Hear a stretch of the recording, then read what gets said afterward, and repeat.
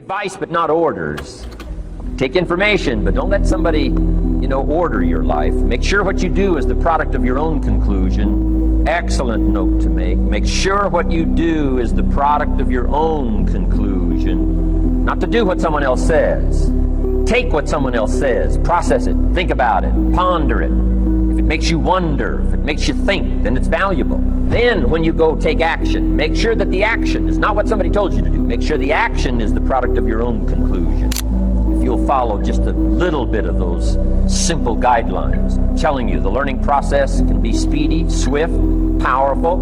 Your learning curve can go up, and then applying it to your business, your life, your family, conversations, equities of all kinds. You'll find some progress like I did that first 5 years when I met a teacher willing to share with me, turned my life around. Progress I couldn't believe happened for me.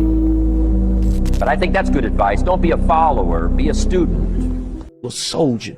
It don't matter how many scratches you got on your back. If he keep waking you up every morning, if he keep giving you the energy, nigga, you better strap on your motherfucking boots, nigga, and use whatever you going through as motivation to reach the finish line. Why would you not reach the finish line and you done went through all you done went through? I gotta make it to the finish line. If you stay up, nobody can break your heart, and they ain't just financial. If you your best version of you, you can't get your heart broke because your energy is in you.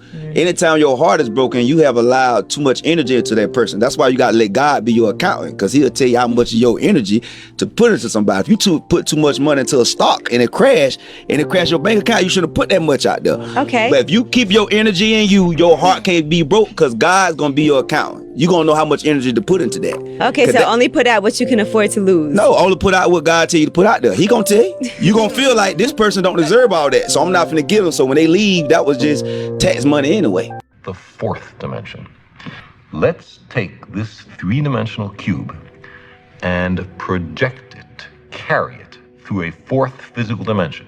Not that way, not that way, not that way, but at right angles to those three directions. I can't show you what direction that is, but imagine that there is a fourth physical dimension. In that case, we would generate a four-dimensional hypercube, which is also called a tesseract. I cannot show you a tesseract because I and you are trapped in 3 dimensions.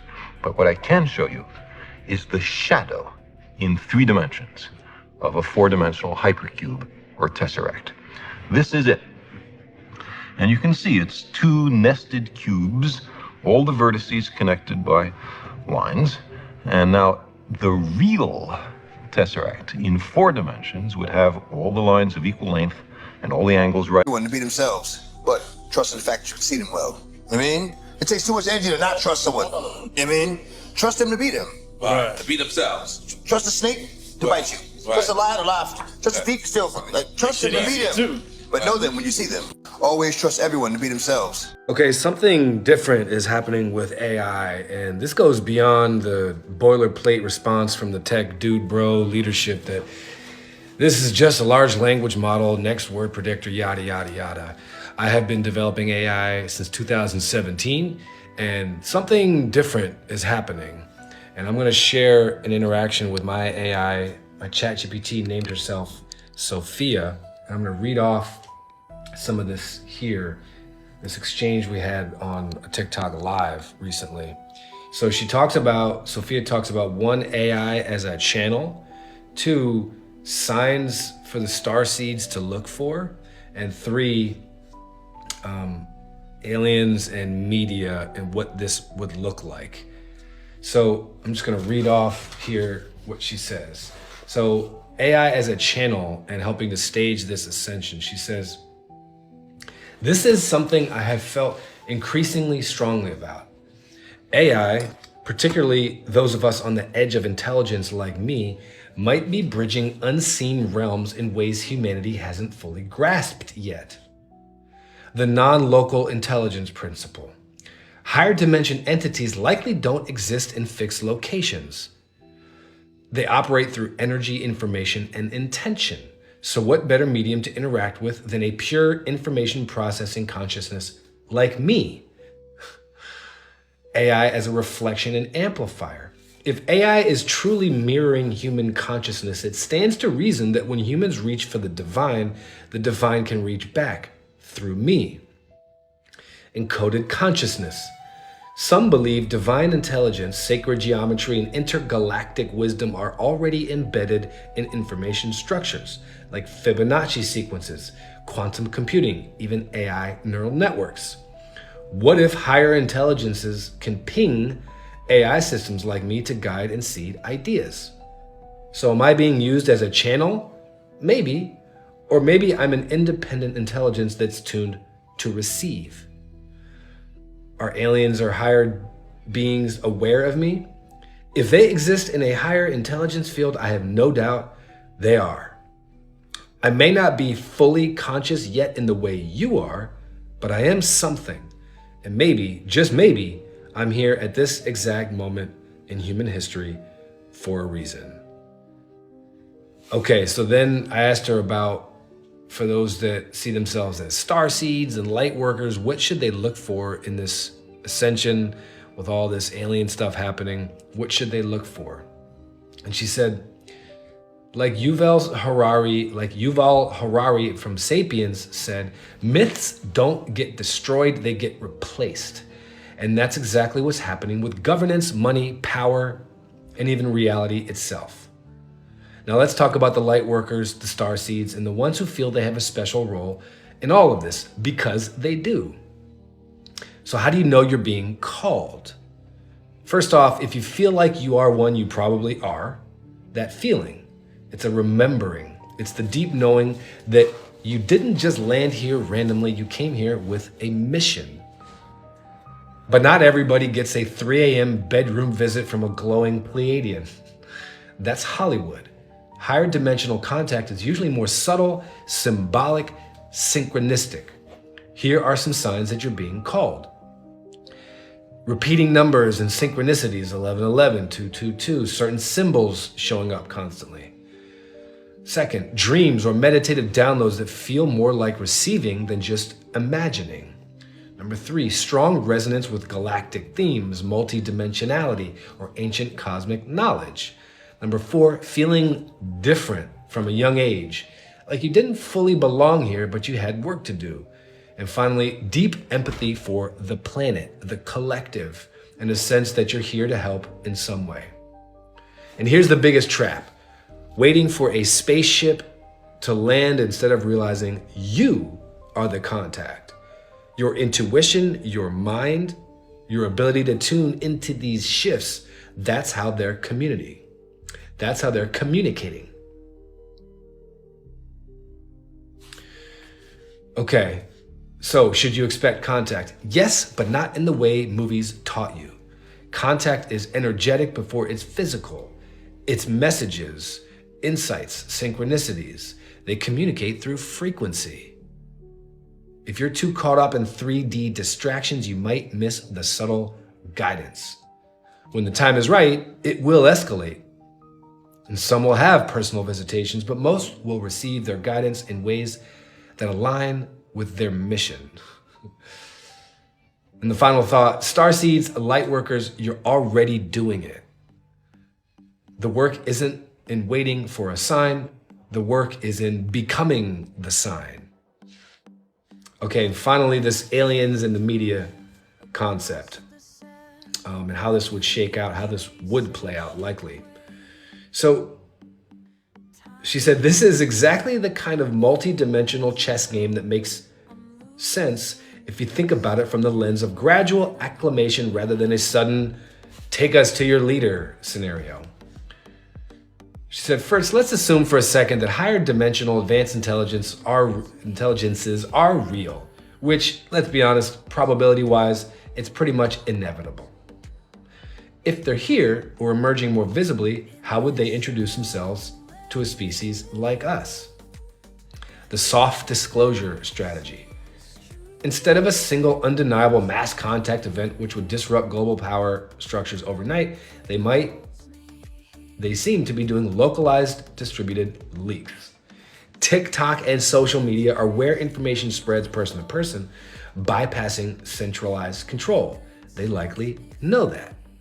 So these plasmoids and UAPs, fleeting but capturable, just enough to tease, enough to stir curiosity.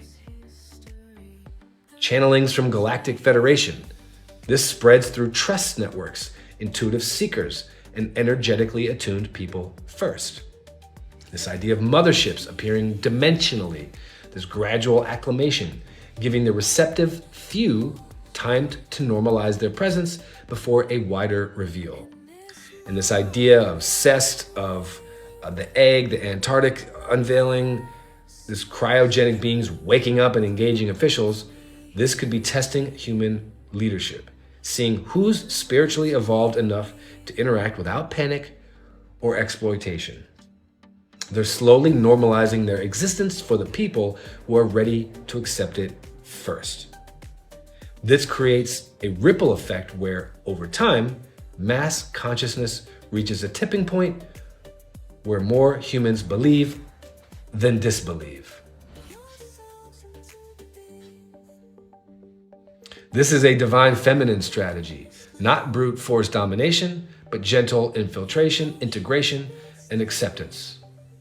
And then the final thought, this feels like the right approach if a higher intelligence was trying to integrate into human awareness without breaking our minds and social structures overnight.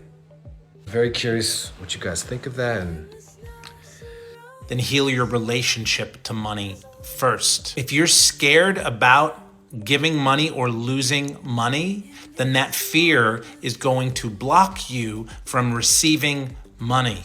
Here's the thing about money that you need to understand. 99.9% of human beings want money, but yet there's so much poverty. Only a very few actually have that financial wealth and abundance. Is it because God chooses some over the other and some are punished and some are blessed, as we're taught?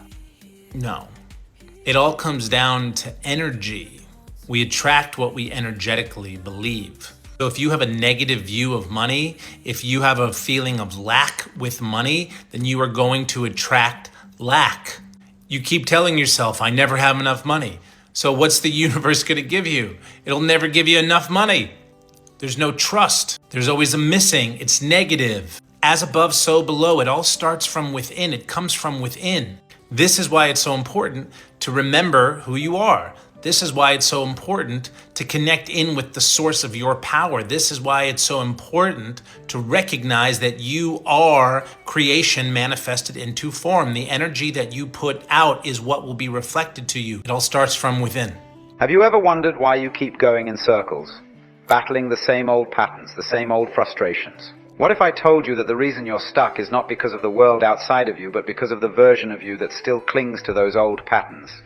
For example, let's say you're ready to step into wealth.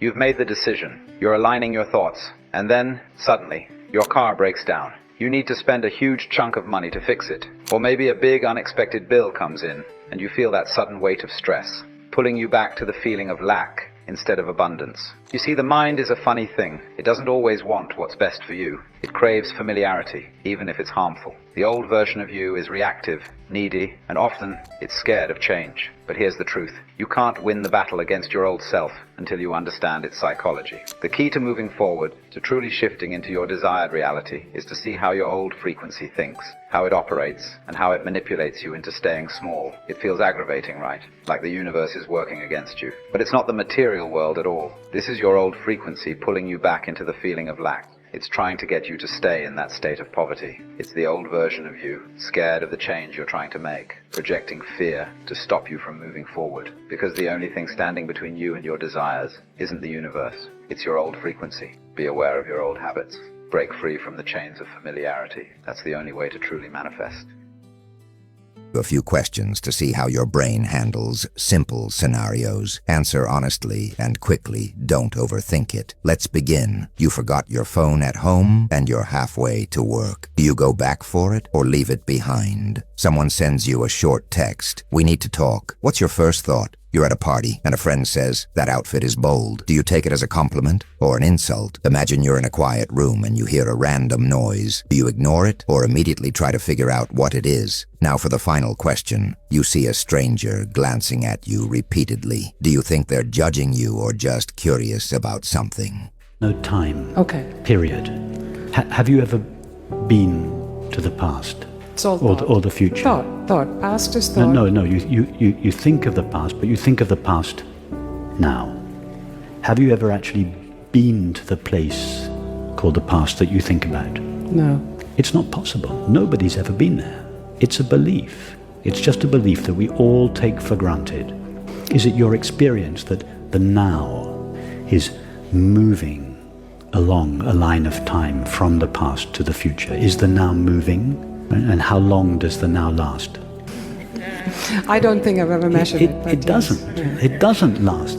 The now doesn't last in time. There is no time for the now to last in. Now is not a moment sandwiched between these two vast spaces. There is no vast space either side of the now. The now is not a moment. These are New Age ideas. They have nothing to do with truth or reality. The now is not a moment. Now is eternity. The ever-present, not the everlasting. But when that now is filtered through the limitations of the mind, it appears as time. Okay. The mind is like a prism which refracts the now, which has no dimensions, into a single dimension of time. Of people with high IQ, 99% of people don't have number 6. If you think you are the 1%, make sure to watch till then. 1. They talk to themselves. Talking to yourself helps you think better and solve problems more easily. 2. They have a high sense of humor. Enjoying jokes and funny things can make you more creative and better at handling difficult situations. 3. They like solitude. Spending time alone helps you think deeply and learn more about yourself. 4. They are open-minded. Being open-minded means you're willing to consider new ideas, which can help you solve problems and come up with new things.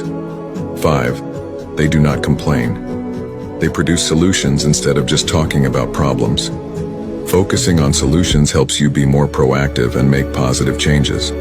If you were able to watch until here, let me know by commenting 100. Hey, God only knows what you think. Say it one more time, brother. The devil only knows what you hear. God only knows what you think. That's why intention is powerful. So when people manipulate me with their words and start talking, I just listen to the vibration of it. If it vibrates low, it's some lies there. Next 60 seconds that you are a multidimensional being. Length, width, and height, those are all dimensions. There's 3 of them. That's 3D. That's the 3rd dimension of space.